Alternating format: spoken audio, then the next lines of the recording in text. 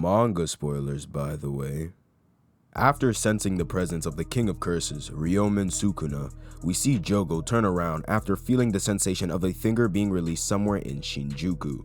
We then cut to Mimiko and Nanako as Nanako is feeding this unconscious Yuji one of Sukuna's fingers as they beg for the King of Curses to come out. As Jogo rushes towards them in shock, he asks them how many fingers did they feed Yuji.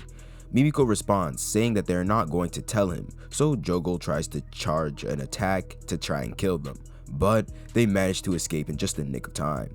Jogo is relieved because the marks are still on his body and that although this isn't the way he hoped for, he'll try to make the best of it.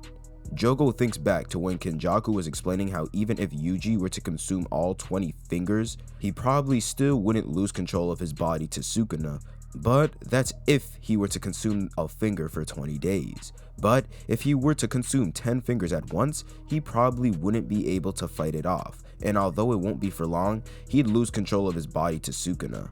And that's when Jogo whips out 10 of Sukuna's fingers, telling Sukuna that it's time to wake up. As Jogo feeds all 10 fingers to Yuji, meaning currently he's consumed 15 fingers so far in total, Jogo sees that the two girls are alive and that his left arm has been cut off. Jogo thinks that it's probably the cause of one of their curse techniques, but since they do look scared, it's likely that they can't use it multiple times. But that's when the place is filled with such a malicious aura, having both Jogo and the two girls shook, as we see Sukuna tell Jogo that he has 1 second to move from him. Jogo quickly backs up away from Sukuna. Jogo notices that Sukuna's strength is different from Gojo's, being that his strength is overwhelmingly evil. Nanako says that she's scared that any sudden movements that they make might mean their deaths. As Sukuna stares them down, he asks them don't they think that they're holding their heads a little too high? And in that moment, they all bow down before him. Jogo says that his body moved without thinking, but then he gets cut off not only verbally but physically as well, as we see the top of his head get chopped off. As Jogo's face is now covered with blood, we see Sukuna asking him if he thought that just kneeling on one knee would be enough. He then asks Nanako and Mimiko if there's something they want to ask of him, saying he'll give them 1 finger's worth of time. Nanako then tells Sukuna that on the lower floor of Shibuya Station, there's a man wearing a priest's robe with stitches on his forehead, and that they want him dead. As they both ask him to free Geto, Nanako says that they know where another finger is, trying to make a deal with the King of Curses, saying that if he kills the fake Geto, then they'll tell him where it is. As Sukuna tells them to raise their heads, that's when we see Mimiko's head flying, with her blood splatting onto Nanako's face. As Nanako is confused, we see Sukuna asking if they really thought they could order the King of Curses around just for a finger or two. As he says that he's not pleased, with Nanako enraged by this, she then tells Sukuna to die as she tries to use her curse technique on him. But right then and there, Sukuna proceeds to slice the top of her head off as well before she could even use it, before dicing her whole body up. As Sukuna catches her phone, he sees that the technique is probably in the camera of the phone, and that it probably has to do with manipulating the photograph subject. As Sukuna crushes the phone, he then asks Jogo, referring to him as a cursed spirit, what he needs from him. Jogo tells him nothing, and that their objective is to fully revive him.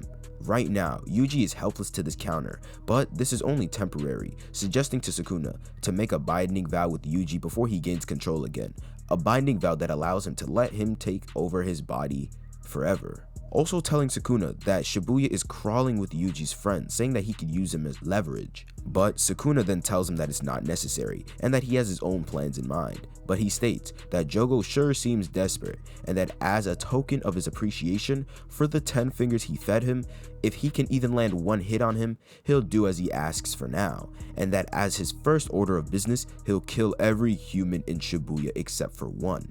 And Jogo accepts this deal. As Kusakabe and Panda encounter 2 of Geto's old subordinates, Kusakabe says that he's going to take his time here and avoid any fights with special grade curses, and as he prepares to use new shadow style evening moon sword drawing, and the enemy prepares himself, that's when a huge explosion occurs in the building right behind them. As they're all confused, we then see Sukuna and a beaten Jogo in the air, as Sukuna asks this disaster cursed spirit if that's all he's got. As Jogo clenches his teeth saying not yet, we see him about to fire an attack at Sukuna, but in that moment, Sukuna slices both of his hands off, gets behind him, and smacks the living hell out of Jogo down, as he then grabs his face midway down and smashes him onto the roof of a nearby building, where he then proceeds to smash Gojo through 7 more floors of that same building. As Sukuna menacingly stands there, as he says that the moonlight's illumination makes it easier to see how pathetic Jogo is, as we see Jogo's jaw completely destroyed by Sukuna. Jogo thinks back to when the fake Geto said that in terms of how strong he is in terms of Sukuna fingers, saying that he'd be around 8 or 9, Jogo said that he didn't think the difference in strength would be this big. As Sukuna picks Jogo up, he tells him that he can still do more, saying he'll keep him company until he gets bored. As another explosion happens, we then see Sukuna back away from Jogo as he's using Maximum Meteor.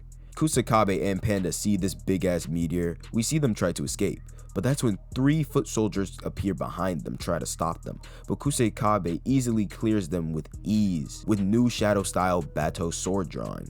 As Kusakabe tells the curse users that the 2 fighting in the air are special grade curses, telling them to run, that's when he's cut off by Sukuna, who stands between them, saying he won't allow that as they're all sweating in fear. Sukuna announces to all the humans in the vicinity that until he says otherwise, they're forbidden from moving, and that if they break this rule, he'll kill them. As Jogo's meteor gets closer and closer to them, Sukuna tells them not yet until the meteor is hovering literally right above them, as he claps his hands saying now, as we see both Panda and Kusakabe flee from there. As the meteor crashes onto Shibuya, we see Jogo huffing, saying that even Sukuna should have suffered some damage from that meteor, but Sukuna says that would be true if it actually made contact, as we see him sitting crisscross applesauce right beside Jogo.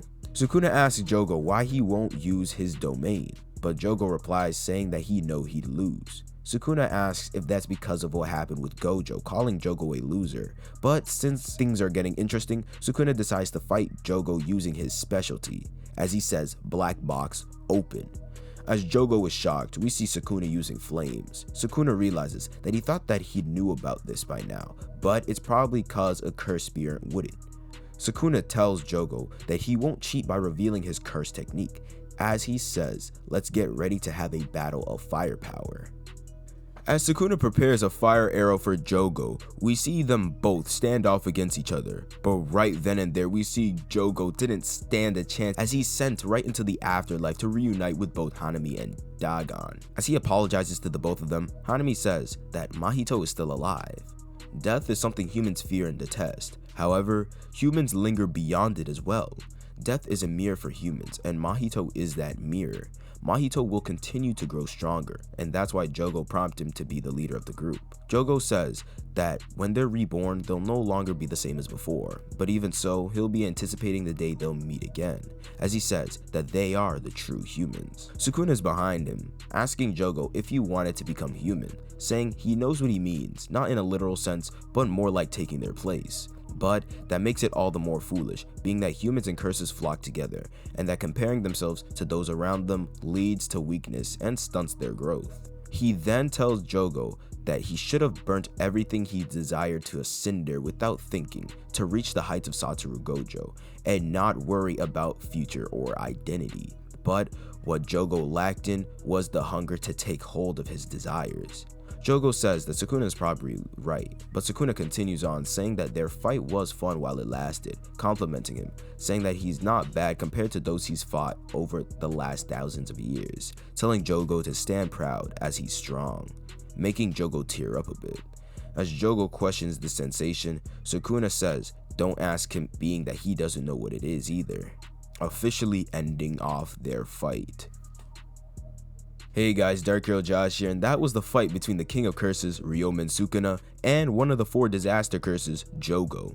This fight was pretty short, but it was still one amazing fight to witness, and a fight to pretty much show the strength of Sukuna at 15 fingers. As this moment is about to get animated real soon in the anime, I just hope that they make this fight look absolutely insane, like I'm talking about stunning. But yeah, that's all I've got for you guys today. So if you guys did enjoy this video, then please leave a like, subscribe to the channel if you're new, and comment down below what other JJK moments should I go over next on the channel. And without further ado, I hope you guys do have a great day, and see ya.